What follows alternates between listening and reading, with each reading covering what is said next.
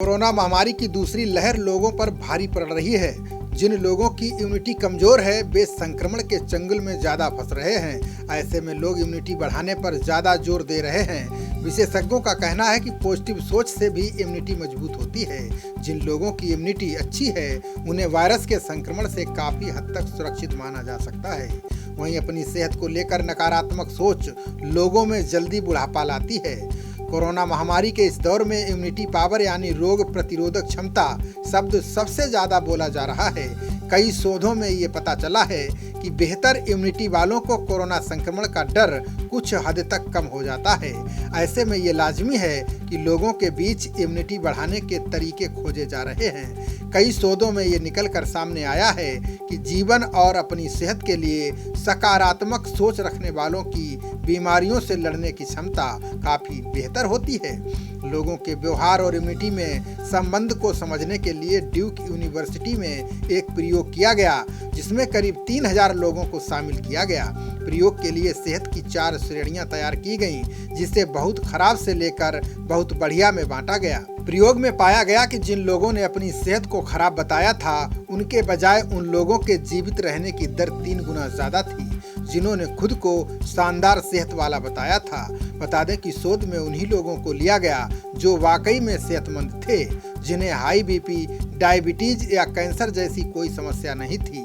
इसके बाद भी अपने को कमजोर मानने वालों की मृत्यु दर ज्यादा रही। सेहत को लेकर दूसरी स्टडी जॉन हॉपकिंस यूनिवर्सिटी में की गई, जिसमें 5000 लोगों को शामिल किया गया। इसमें जिनकी उम्र 65 साल से ज्यादा थी, उनमें देखा गया कि जो लोग खुद को कमजोर मानते थे उनकी मृत्यु 5 साल के भीतर हो गई। वहीं खुद को मजबूत और सेहतमंद मानने वाले कई तरह की बीमारियों के बाद भी अपनी जिंदगी जीते रहे। इस दौरान शोधकर्ताओं ने पाया कि सेहत और जीवन को लेकर नकारात्मक सोच साल भर में 50 से ज्यादा सिगरेट का पैकेट पीने जितना बुरा असर डालती है। शोध में पाया गया कि सेहत या जीने को लेकर खराब सोच से क्रॉनिक स्ट्रेस पैदा होता है। इससे सीधे हमारे हार्मोन्स पर असर होता है। इससे ब्रेन में वो हार्मोन कम हो जाता है जो शरीर को खुशी देता है। डोपामाइन नामक ये हार्मोन जैसे ही कम होता है वैसे ही हमारी इम्यूनिटी भी घटने लग जाती है। विज्ञान ने ये साबित कर दिया है कि तनाव और नकारात्मक सोच का सीधा असर हमारे डीएनए पर होता है।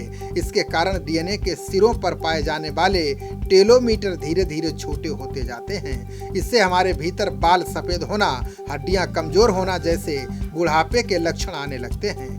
साथ ही हाइपरटेंशन, हृदय रोग और पाचन तंत्र से जुड़ी बीमारियों का भी खतरा बढ़ जाता है। इन सारी बीमारियों का इम्यूनिटी पर असर होता है। इससे व्यक्ति को किसी भी तरह के संक्रमण का शिकार होने का हमेशा डर रहता है। आपको बताते चलें कि सकारात्मक सोच के लिए किन किन चीजों की मदद ली जा सकती है। इसमें सबसे पहले हम कसरत को शामिल कर सकते हैं। सप्ताह में कम से कम 3 दिन आधे घंटे की कसरत से आपके शरीर में डोपामाइन हार्मोन निकलता है, जो आपको खुश रखने में मदद करता है। आपने एक कहावत तो जरूर सुनी होगी कि बढ़िया खाएंगे तो सोच भी बेहतर होगी। यहाँ बढ़िया का मतलब स्वादिष्ट नहीं बल्कि पौष्टिक खाने से है। लोगों की उम्र और काम के मुताबिक डाइट लेनी चाहिए, जिसमें प्रोटीन, कार्ब्स, विटामिन और मिनरल सबका संतुलन हो। खबरों का सिलसिला जारी रहेगा। देखते रहिए जनप्रवाद। नमस्कार।